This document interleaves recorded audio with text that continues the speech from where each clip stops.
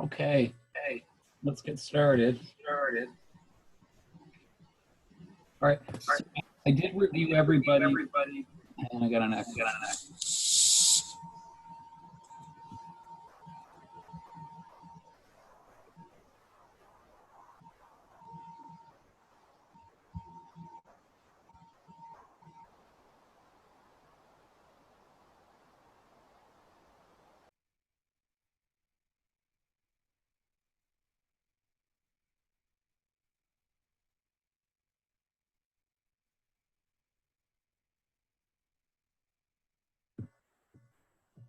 Okay, can you hear me now? Okay, I did go back and look at everybody's sim chart exercises. I graded them all. If I left a comment there, go back and redo them. There was a few that some individuals had that needed to be redone. Some individuals still need to go back, and they have quite a few that left comments with. Go back, take a look at them, and finish them up. If I've already graded it, you're fine. Just keep moving along. Go back into Blackboard and check all your grades. If you don't have a grade with the block style letter, the vendor exercise, or the super bill, either send them back to me, or I mean, some of you I think might have given them to me, and I've gone through all my emails, and I think I've graded everybody that I gave them, or I gave you a suggestion on what you needed to do to correct it. So go back and check. Don't wait too long if you don't see a grade there. It's okay to question me where the grade is if you did give me the assignment. We're going to be doing tonight. We're going to be doing a video on healthcare jargon, and then I'm going to give you 2 more sim chart exercises to complete. Next week, we're going to do an exercise on payroll, and we're also going to see a video on adversity with Dr. Barbara Ross Lee. So, be sure you go back and check Blackboard. It's really important because we're getting close to the end. So if you have any outstanding assignments, this is the time to do it. Anybody have any questions? Has anybody gone in there and seen that they didn't have a grade and they thought they should have a grade?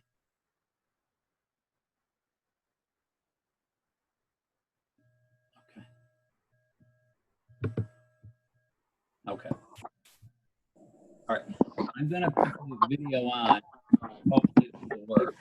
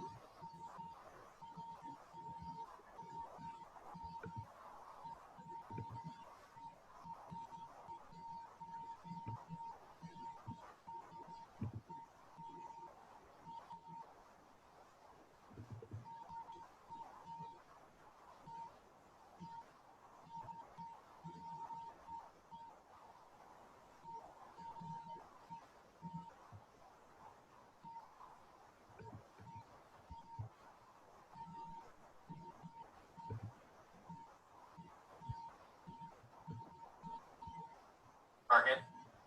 My name is Michael Copenhagen. My name is Does everybody see that? No. Does a course? No, I don't see it. Nobody sees that? I don't see it.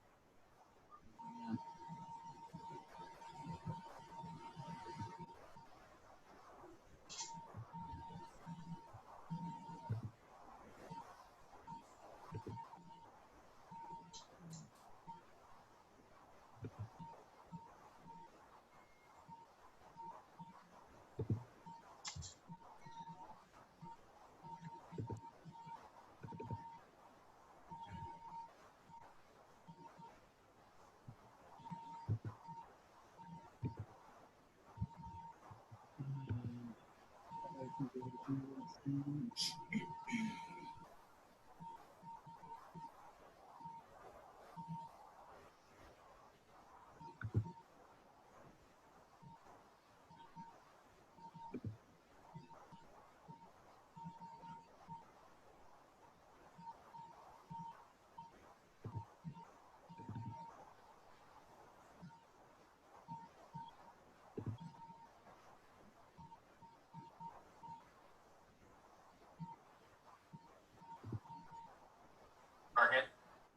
My name is, again, Michael Koppenheffer, and I'm joined today by Dan Diamond, longtime editor of the Advisory Board.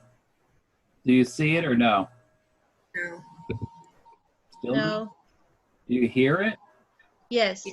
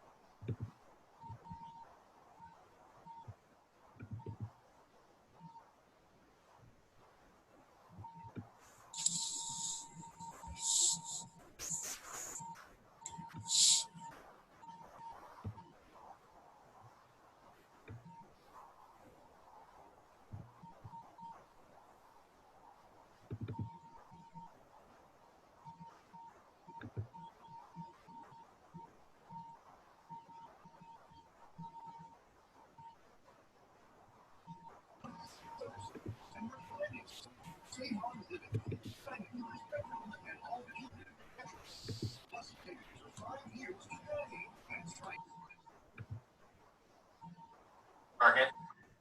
My name is, again, Michael Koppenheffer, and I'm joined today by Dan Diamond, longtime editor of You see it now? the Advisory Board's Daily Briefing. Hey there, we're so glad you're on the call. I'm sure you've all read today's Daily Briefing ahead of time. You see it? Good.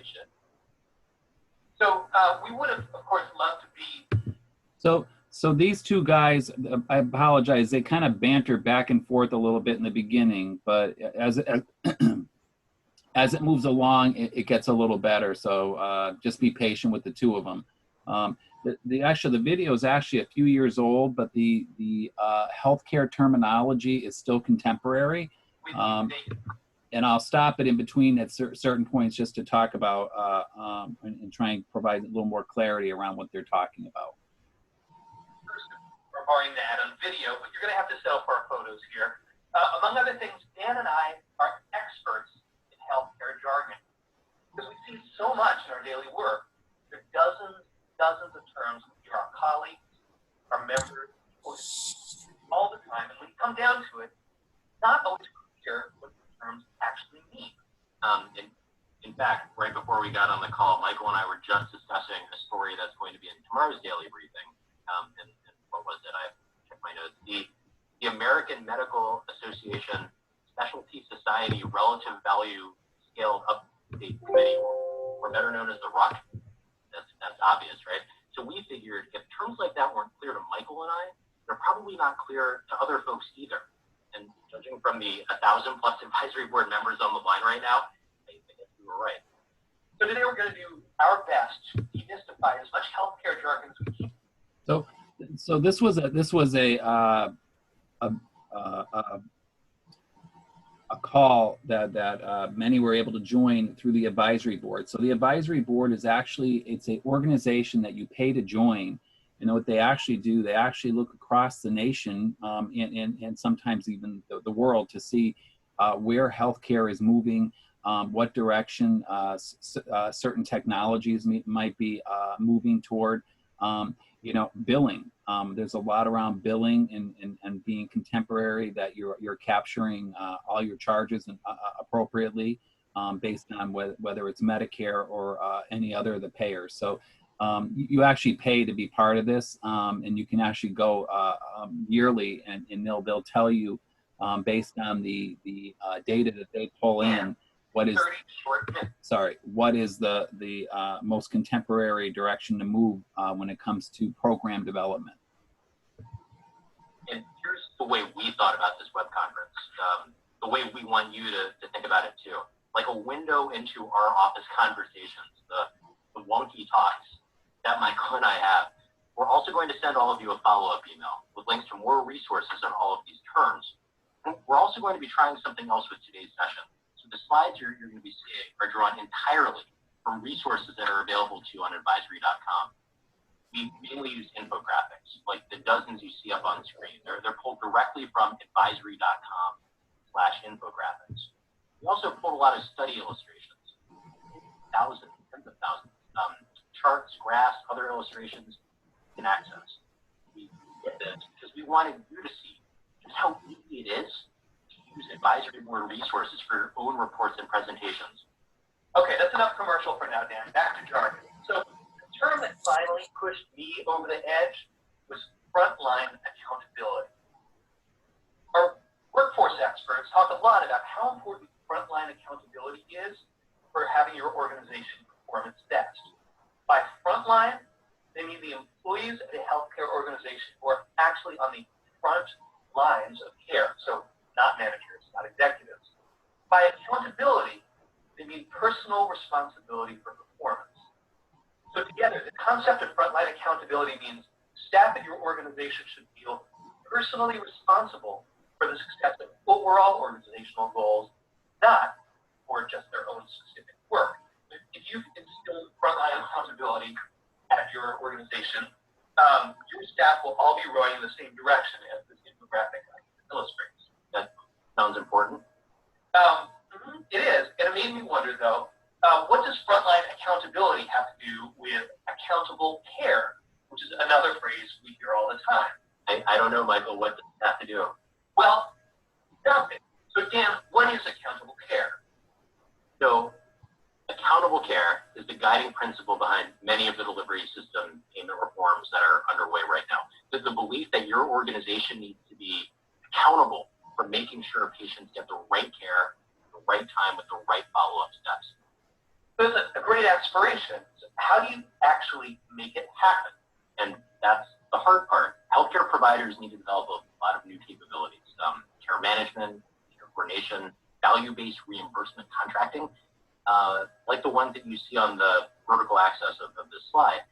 And the specific things that providers need to do vary by business line, medical condition, local market circumstances. For instance, up on screen right now, when our oncology researchers looked at how providers can become more accountable delivering cancer care, they identified 6 distinct areas of focus, including making sure that doctors are following the latest guidelines for how to treat cancer patients and improving patient-provider communications. So this is a real busy slide, but so accountable care really, there's a great focus on it, especially around ACOs. So ACOs are hospitals that participate in their government programs where they need to meet certain measurement and criteria, and that's what they're showing here. This is just happens to be a cancer program service line. It could be heart and vascular, it could be gastrointestinal, it could be any one of them. But what is driving these service lines, and when they talk about value based, they're talking about what do we actually need to do to meet our quality targets in order for us to either do better at the end of the year, do average, or you can actually, if you don't do really well, you can take government penalties. These are risks, and they'll talk about that a little bit as they go along in the video. But if you do it right and you do it well, you can actually do financially better in these ACOs, sorry, accountable care organizations. Not a lot of facilities are really doing well with this, so some are opting out. I'm pretty sure where I work is still an ACO. I think Hartford Hospital is still an accountable care organization, but we're all in about our 3rd generation of it, and it is definitely becoming more and more challenging to meet the government goals that they set each year. But again, the slide's really busy, but each of these service lines are required to hit certain targets in order to get, essentially it's like a kickback at the end of the year if you do really well. But that sounds like a pretty major undertaking. Tell me, do you need an accountable care organization to be involved in accountable care? Definitely not. So an accountable care organization, often referenced with the shorthand ACO, I'm sure listeners have heard it more than once too, is a group of providers, doctors, hospitals, sometimes even pharmacists, that are voluntarily joined together to manage the overall health of a certain population of people. If they do their job well, this coordinated approach to care will cut down on errors, cut down on repeat visits, lead to good outcomes, and that will lead, in theory, to lower cost health care. So are ACOs government programs? Good question. Not exactly. So some ACOs involve hospitals and private payers like United Healthcare. But up on the screen, or on the screen that I just clicked through, sorry, the new Medicare ACOs, about 200 ACOs are currently participating in what Medicare is calling the shared savings program. And I know this term, shared savings, is a little unfamiliar to our audience based on some of the questions we received today. So it's called the shared savings program because the ACO is sharing in savings to help Medicare cut costs, right? Yeah, exactly. So the ACO is given certain quality and spending targets to hit. Successful, Medicare will award, they'll share with the ACO and its participants the savings. So how do ACOs fit into healthcare?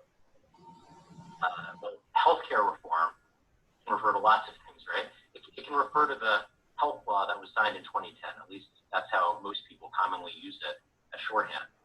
Is that what people call Obamacare? Sure.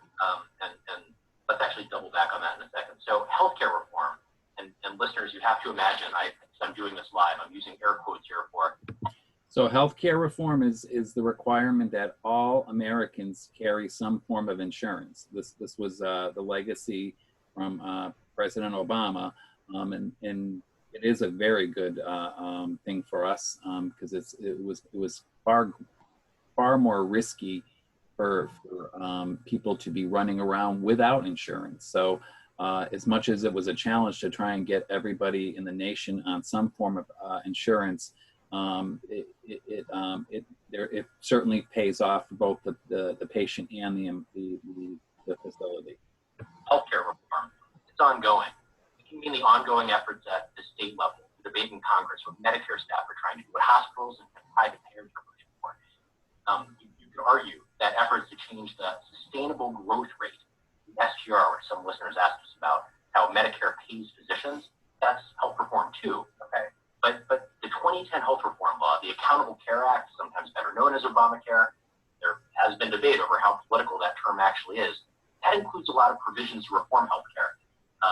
More than we can discuss in 30 minutes, let alone the 30 seconds I've been rattling on. But the infographic here on screen, it shows just some of the healthcare reform implications for the imaging business line alone. There's so much to cover here. Beyond the ACOs, the push to reward providers. The law creates new health insurance exchanges as part of the effort to expand coverage. Well, let's get back to the exchanges later. But here's a trick question. What's the difference between accountable care and value-based care? Nothing. I think I might quibble with that, Michael. So the two terms are definitely of a piece. But if accountable care is about organizations becoming more responsible for patient outcomes, I think value-based care is more focused on the treatments themselves, making sure procedures are efficient, a good use of dollars, cutting out the waste. So are you saying that regular American healthcare isn't based on value then? I'm not saying it doesn't have value, but in the regular fee-for-service system, doctors get paid whether or not you get better. Wait, fee-for-service, that sounds like jargon too. Yes, it is. But So fee-for-service is typically what we see today in many private practice offices for physicians. But with accountable care, it's not quite the same fee-for-service, because with accountable care, there are requirements that are attached to the care. So an example might be if a patient has surgery, and then they have an untoward event, something happens, that they get discharged and they get an infection because we didn't do good follow-up, and the patient lands back in our facility, we are more than likely going to eat that expense because it's part of the accountable care. If we had done a better job managing the patient, managing them over time, they wouldn't have had that event. Fee for service, it doesn't matter. The patient keeps coming back. You're going to get paid no matter what. Either or can have a benefit, because again, with an accountable care organization, if you do it really well, the patient doesn't end up coming back and actually make out better financially. But it requires you really to do a really good job and produce top quality. It's simple jargon. So just means doctors, hospitals, healthcare providers, they get each time they provide a service, like many other businesses. So if we're providing a window in our office conversations, when this call is done, I'm going to walk across the street to Starbucks and buy a mochaccino latte or whatever, and that will cost me $8 or something exorbitant. And part of that is for the ingredients of my drink, cup, the barista's time, all of that. I'm paying a fee for a service. Okay. What makes value-based care different from how care is predominantly delivered today, actually value-based payment, where the amount that gets providers paid depends on how well they do getting you healthy and keeping you that way. So imagine if Starbucks got paid, not for just giving me a drink, but for ensuring that I efficiently got the right amount of caffeine at the right time. That would be a dramatic transformation for Starbucks. And in some ways, that's what hospitals are being pushed to do. Wow. I know it is a while, so sometimes people call this value-based purchasing, right? It all depends on your point of view. If you're an insurer, you're purchasing healthcare services from providers. If you're a provider, you get a payment from insurers. Either way, the idea that doctors and hospitals are put at financial risk for how much patients' healthcare costs, how good the healthcare actually is, that's the plan. Well, it's a great idea, but it's also, the way it's articulated, a bit of a confusing one, because as we know, it's not always obvious to anyone how much patient healthcare actually costs. I was reminded of this earlier this year by a cover article in Time magazine, of all places. Not sure how many of you on the line read what was billed as the longest article in Time magazine history. It was nominally about healthcare costs in general, but really focused on one particular kind of cost, hospital charges. Yeah, the whole costs versus charges debate. You just wrote a blog post about this. Nobody is better prepared to answer this question. What are all the different kinds of healthcare costs, Michael? Well, here's one way to think about it, which we've illustrated with data from a sample episode of CARE, joint replacement in the Los Angeles area. If you start from the perspective of So if you look at this diagram, sorry. Like a hospital. So if you look at this diagram, so what they're telling you here is that, you know, this article showed what hospitals were charging for healthcare costs. Well, it created some hysteria, and it's actually kind of really never gone away. Typically, when they talk about healthcare costs, they go right to what the hospital or the physician's office charges. I think so. Usually, what we do is you figure out what it actually truly costs you to do, whether it's a procedure, office visit, or anything. You base it down to the amount of time the physician's there, the amount of time the staff is there, the amount of time the rental space is used, square footage. You factor in lights, electricity, everything. All of it gets factored in. Once you get that cost, we typically take that number, I'll make it up. So say you come up with $500 for a particular office visit. We typically charge $1,500. We'll times it by 3 in the hope that we're going to at least get our $500 or more dollars back. If you get less than $500, you're going to be in trouble. There is one payer out there that typically does come under typically what it costs us, and that's Medicaid. And that's why Medicaid can never be your major payer. If it is, you either need to be a heavily the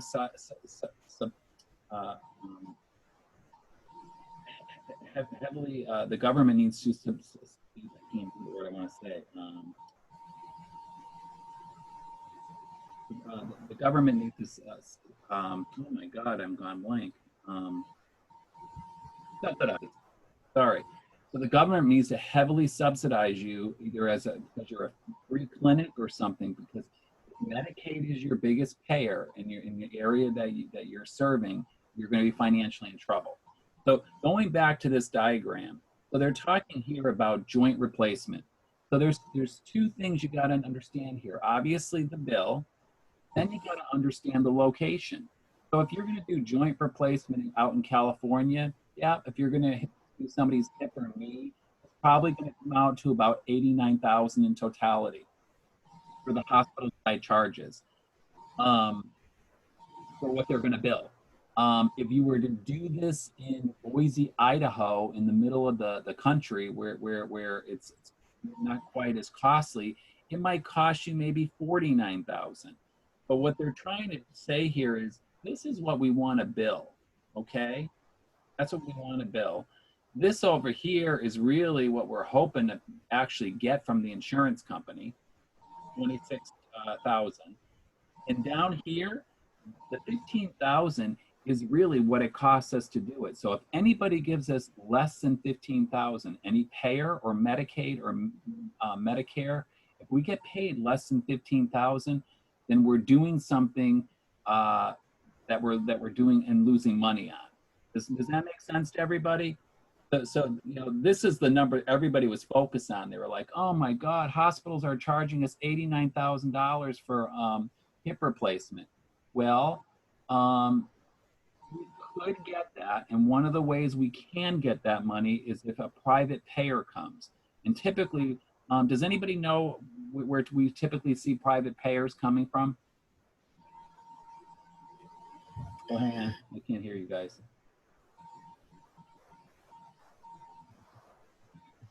Come on, I can't hear everybody.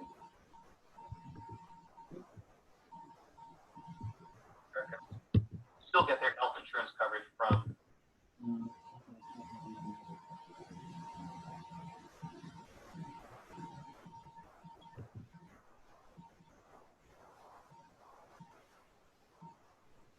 I can't figure out how to unmute you. Well, typically where you get, you do get private payers is Canada, because Canada is socialized medicine. And socialized medicine means everybody has health care. But the problem with socialized medicine, because everybody has health care, you're waiting in line for with everybody else to receive the same care. And sometimes waiting in that line can be very, very lengthy period of time. So what they'll do is they'll cross the border, and if they have enough money, they'll pay for their health care in the United States. So they might be the person that might pay that $89,000.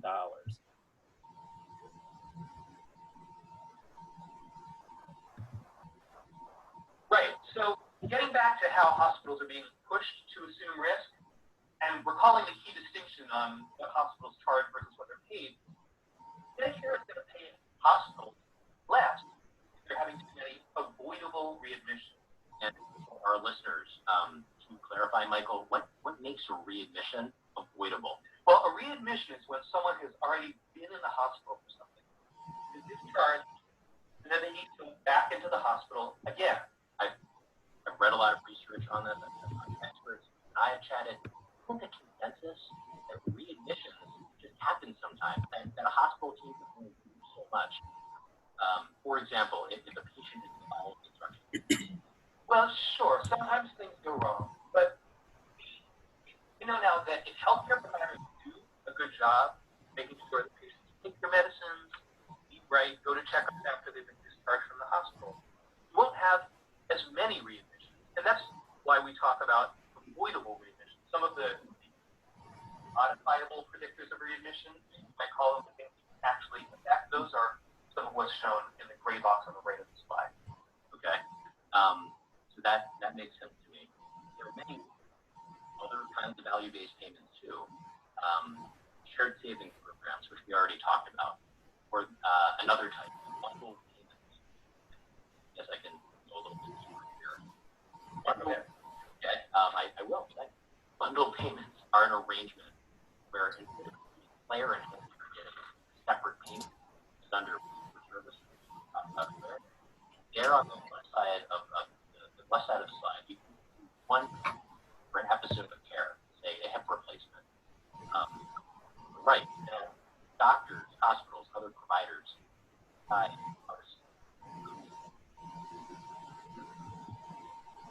So this is very common what you see over here, and what Medicare will do, they'll make decisions at different points of what gets bundled, what doesn't get bundled. They gave the example of the hip replacement. So certainly a hip replacement that could be bundled, and by that they mean Medicare's. So that, remember we saw the one that said $89,000. So Medicare says, no, we're not going to give you $89,000. We're going to give you $48,000 for the whole thing. But that's bundled. It means we get the whole $48,000. But what we have to do is we got to share it with everybody here in the grid here. The physicians get something. The hospitals get something. And if it requires the patient to have post-acute care, they've got to get something. And that's that. And then, so when you look at this, and again, it's watching patients over time. What you have to do is you have to make sure you're partnering with the post-acute care services and make sure that they're actually following the guidelines that you want and how you want those patients to be taken care of. Because there's a mutual investment here between all of us. If they do a good job, we all stand that less of a risk of the patient coming back into our front door. Patient lands back in the hospital here. everybody takes that risk. And so they gave us $48,000, and if they land back in there with an infection, and because it's our fault, then we're paying on whatever time that they're in there again, but it's on our dime. It's coming out of that original $48,000. This model over here is there are certain areas that still does exist, but Medicare will determine if they want something to be bundled or not. Cardiac surgery is bundled right now. It's been unbundled.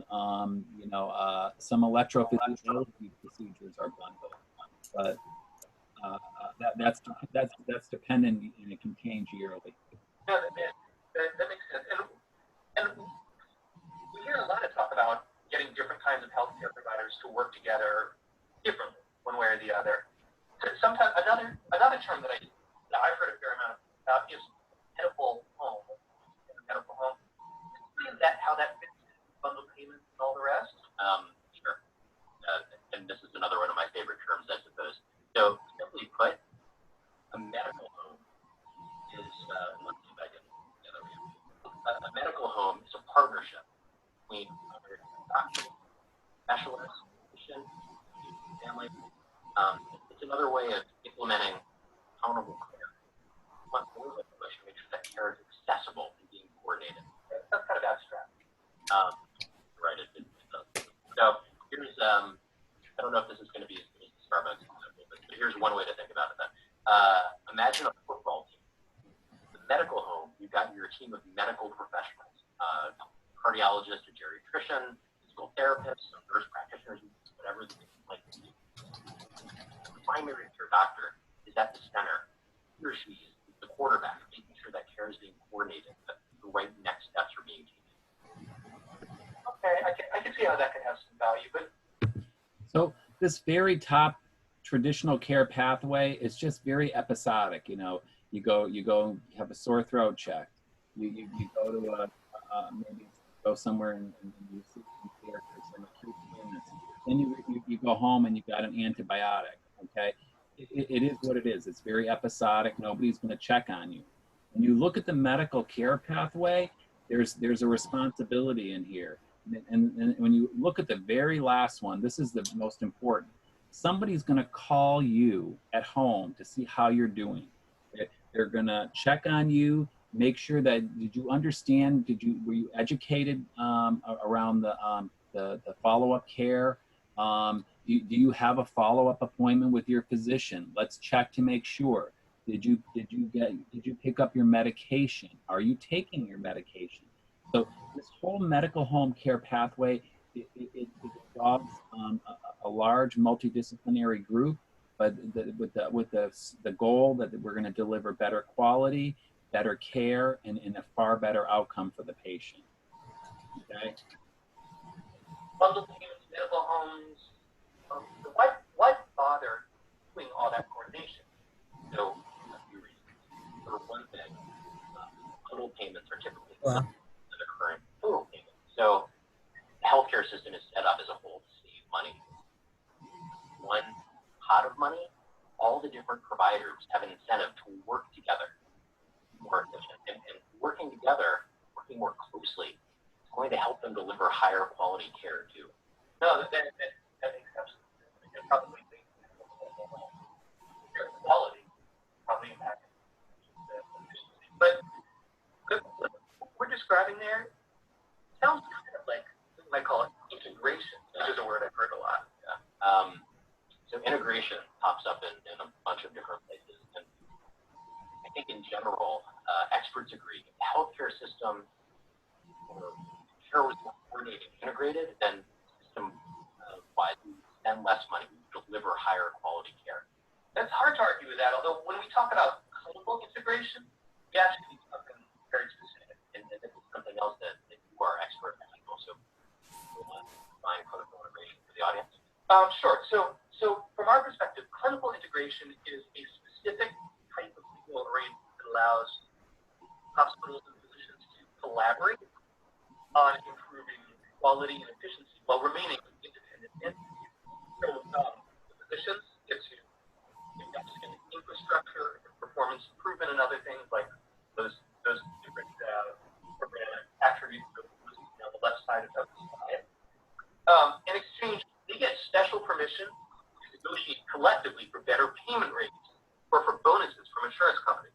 So that all makes sense to me, but since we promised the listeners that we'd be mystifying jargon, can you also give a real world example? All right, so going back to your Starbucks analogy, okay? Clinical integration is like if Starbucks was able to work together with Caribou Coffee down the street to make their coffee brewing higher quality or something, then Starbucks and Caribou would both then get to raise their prices as a result. And that's usually against the law, antitrust, but in the case of clinical integration, or in my hypothetical Starbucks integration, what's happening is that the government is deciding that the society that's worth the risk to consumers of prices going up. I have to be honest, I'm not a huge fan of Caribou coffee.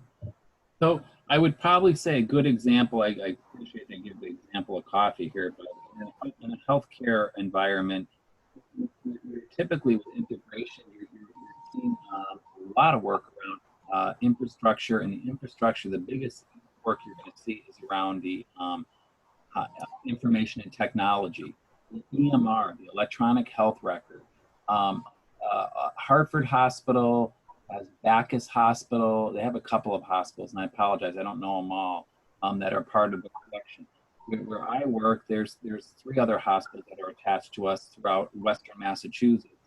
But the goal is to integrate them so the patient lands in any one of those hospitals, we are able to see their care that's happened in any of the other hospitals. So that's what they mean by the government's actually kind of said it's okay if all those hospitals begin to charge very similar rates because they're part of the same system.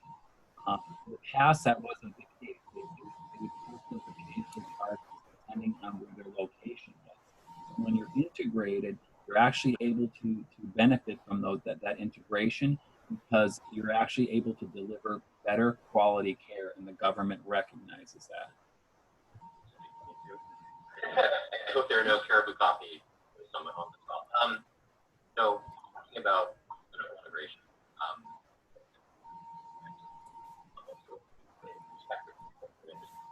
well, the way we see it, health systems only have a few ways they can do a better job than they do today, aligning themselves with physicians and the rest of the delivery team.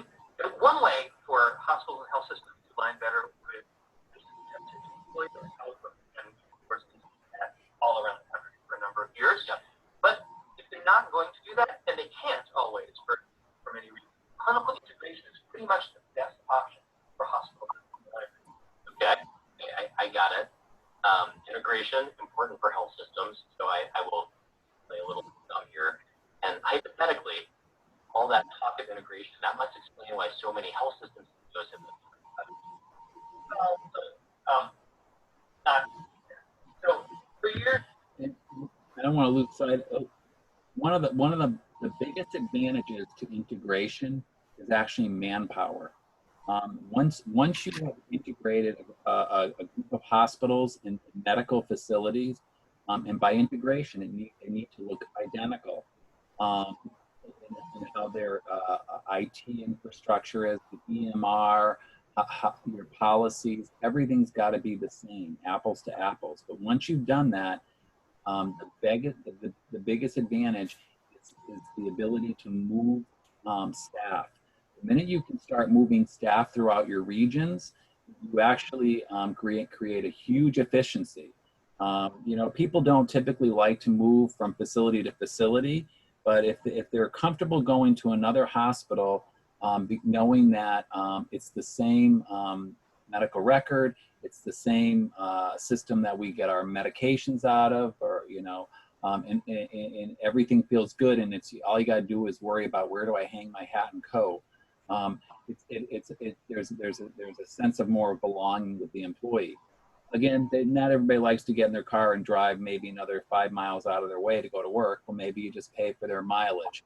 But in the end, the organization gains, because they've now gained that ability to move people. People are the biggest expense of any organization. Hospital-based health systems, they've been growing. They've been growing by merging with each other or acquiring other smaller organizations.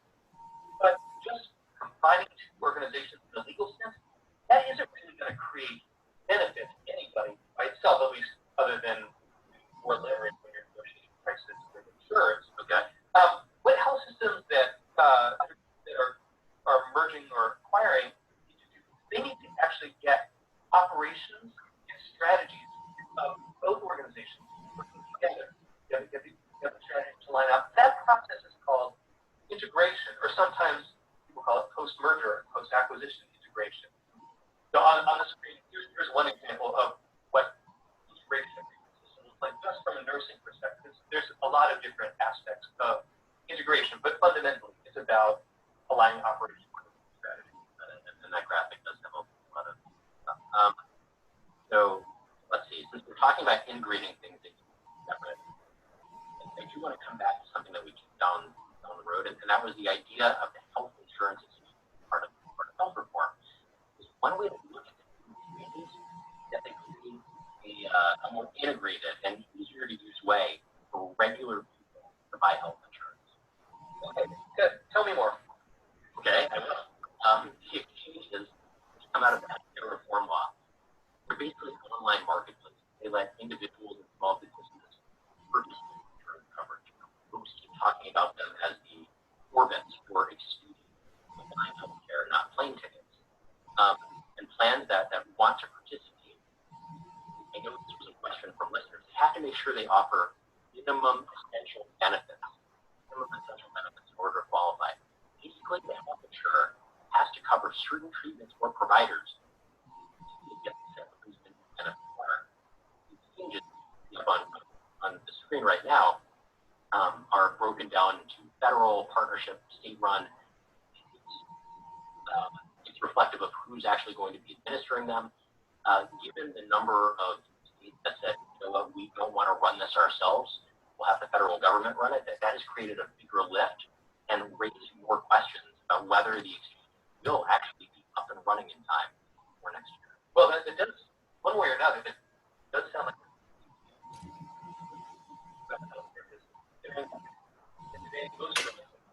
still get their health insurance coverage from their employer or from the federal government, right? Yeah, the long-held employer-based healthcare system, which Reinhardt and a bunch of other folks have been debating anyway. So yeah, this would be a big change, and even more so if you take Medicaid expansion, back into account. Medicaid extension, right? So explain that to us. And you know this is one of my sweet spots, given what Daily Briefing likes to cover. Oh, we know. So this is a little tricky. So trying to explain it in the more simplified way. Originally. So just so we all know, not every state participates and offers Medicaid. Medicaid is a state-funded. Medicare is national. So not every state participates in Medicaid. The federal health reform law, when it was acted in 2010, was going to expand access to Medicaid. And raise the eligibility threshold for Medicaid to about 130% federal poverty line. Basically put, under the original expansion, millions of poor people who previously made too much money to qualify for Medicaid, they would suddenly find themselves eligible for the program. But about a year ago, in that Supreme Court decision, the justices ruled the federal government did not have the power to tell every state you have to expand Medicaid. As a result, state officials get to decide whether they're opting in, and that's been a tricky fight. Let's say the governor wants to expand Medicaid, and the state Senate says, you know what, we don't want to. In that scenario, in many cases, that kind of freeze does mean go on Medicaid. Here's an example. It's what happened in Florida, where Governor Rick Scott, we all huddled around at the news team, watched the announcement back in February. Rick Scott said, you know what, I want the expansion. The legislature balked. They said no. So as a result, 1 million Florida residents won't be covered by Medicaid next year. We been tracking this closely in the daily briefing. I hope our listeners have been able to check out our relatively currently updated map. It's up on screen. As of today, about half the states have said yes to Medicaid.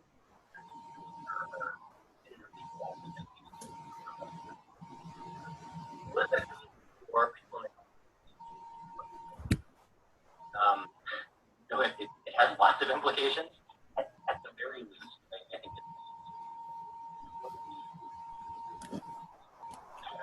there will be tens of millions of people who have health insurance.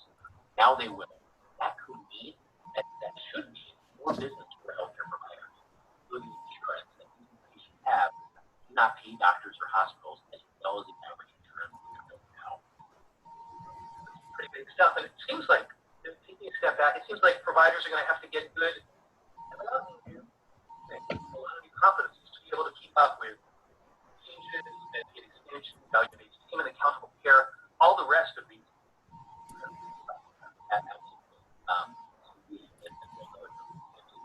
All the process of how healthcare providers are going to get better, call it care transformation. So, I mean, at the advisory board, we believe change that the American healthcare system any decade. A lot of different ways to think about it. So one framework right here on the slide, care management, taking care of patients before they become acutely sick, ensuring that patients are cared for in the right setting at the right time. Plan management, using the tools of insurance companies like co-pays and incentives, make sure that patients get the right kind of care at the right price. What we call partner engagement, which is just a fancy way of saying healthcare providers working together, quality at lower costs. Hard to top that. And look, according to my phone, exactly 30 minutes past the hour. So I want to say thanks to everybody for joining us today. As Dan did mention at the top of the hour, we're going to follow up with an email that has links to other advisory board resources that might be helpful to you all in demystifying healthcare jargon. And if there's anything at all that we can help you with or help clarify, Okay.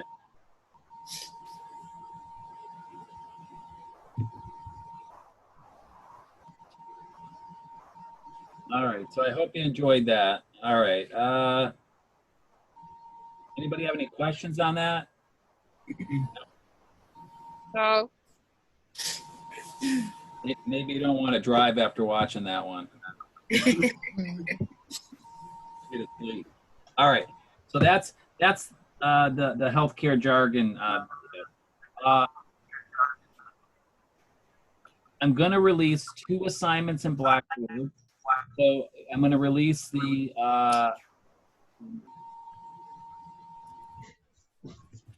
okay. I'm going to release the complete an incident report. That one is on page 7 in your sim chart book. So why do we care about doing an incident report? So what an incident report is, if a patient or a employee gets injured at work, maybe one of you have done this before for work or did it with a patient, but if somebody gets injured at work, it's really important that we document where they got injured, whether it's a patient or an employee, but how they got injured, our follow-up to that injury, and if we needed to correct something due to the injury. You know, if somebody slipped on a wet floor, why was the floor wet? Was it wet because the sink is leaking? Did the sink need repair? Was it just because somebody had spilled water? Whatever the reason would be. So somebody would do a root cause analysis and figure out what had actually happened. So it's documentation. We want to make sure we always document if somebody gets hurt, whether it's, again, a patient or employee, and that it goes in their either their employee record or the patient's medical record. It protects both the patient and it protects us, because legally we'll have something that if we have to, if the person tries to say, you know, that I'm trying to think of an example.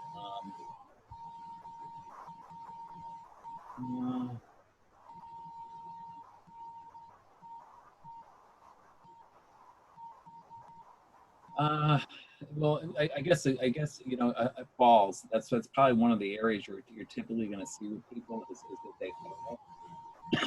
If somebody goes in the restroom and a patient goes in there and you know if they were really not stable and they went in there without us helping them, that would be our responsibility. Um, we would want to make some kind of documentation saying what happened to them. If they had no injury, we would document they had no injury. If they didn't want to be seen by a physician, check to make sure that they didn't have an injury, maybe an x-ray we wanted to do. But if they don't want to do that, then ultimately it's their responsibility should something down the road come out of this. And that protects us because we can have something stating the patient refused to have follow-up care. Same thing with an employee. So you're going to do that one, and it's on page 44 in your book. So yeah, so we have a woman who came in. She's having urinary tract infections. She's in the office for a clean catch urine specimen. And while washing her hands, she spills water on the floor and slips.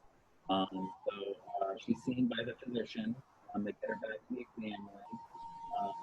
So essentially, and then we determined that we're going to place an absorbent pad in front of that sink going forward. So that was our follow-up to make sure that in the future it doesn't happen again. But you're going to do some documentation. You're going to document that I think she had some movement infection from the dog. All right, and then the other one you're going to do is going to be number 55 on page 195. So with this one, you're going to document, this one's documenting clinical care. So for the medical assistants, this is more relative to you. It's about documenting vital signs, allergies, medications, and you're also going to place an order for Maud Crawford. So this woman, she's in 3 weeks post for hip replacement. She fell in front of a grocery store. Her son brought her in for a post-op visit. So she states she's having pain still with walking, but it's improving with physical therapy. So that tells us that the physical therapy is a good thing. So we're probably going to have her continue it. Penicillin makes her nauseous. So what does that tell us? Is she allergic? Yep. So we're going to document that she's definitely allergic to penicillin, that she shouldn't take it anymore. And then they give you the whole list of her meds. She's taking calcium, St. John's wort, acetaminophen, hydrocodone. What else is she taking? Yeah, that's enough. So she's taking some over-the-counter drugs, and she's taking some actual medicine, drugs. The medical assistant gets her vital signs, her height, weight. They get her temp. Then they did tympanic. What's tympanic? No, who's my MAs? It's by the ear. Her pulse is bounding. They did a radial pulse. Her blood pressure is 122/80. They did it in her right arm, and it's sitting, and they did it with a manual cuff. So why do we document where we got it as far as the arm, whether they're sitting or standing, as far as the blood pressure? Anybody know? No? So when you take somebody's blood pressure, if they stand or if they sit, if you take it while they're standing and you take it in their left arm, the number you're going to get is going to be highly different if you take it while they're sitting and it's in their right arm. So what you want to do when you're taking somebody's blood pressure, you want continuity. Maybe you do it in both arms, but you certainly would do it with some continuity. So if you typically do it all the time in their right arm and they're sitting, then you would probably do that going forward. So you have some kind of continuity because you'd be watching their blood pressure in a similar state. And then so she wants her to continue physical therapy because she's saying that she's doing well with it. All right, so that one, those are the two that I'm going to release for you for this week.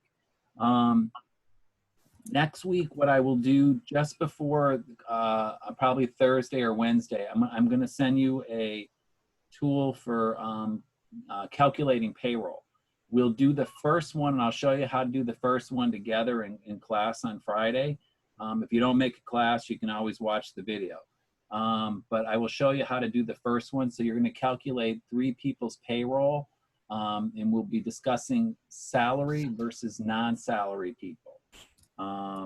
So that we'll do that next week. We'll have the Dr. Barbara Ross video, and then there's a small assignment with that video. You'll have to just do a little quick report on that for me and get that back to me the following week.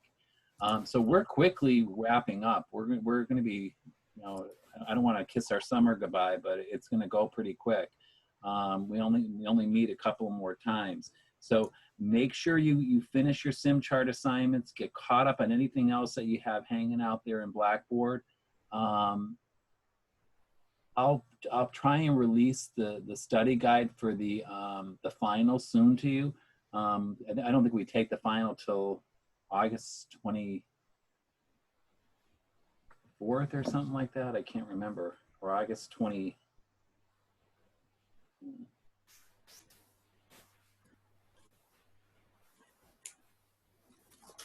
I think it's the 21st, August 21st.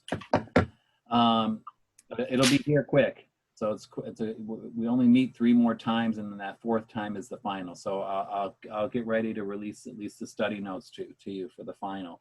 The final is cumulative. It's a culmination of all 3 exams that you took, plus a little bit that we covered over the next 3 weeks, between last week, this week, and next week.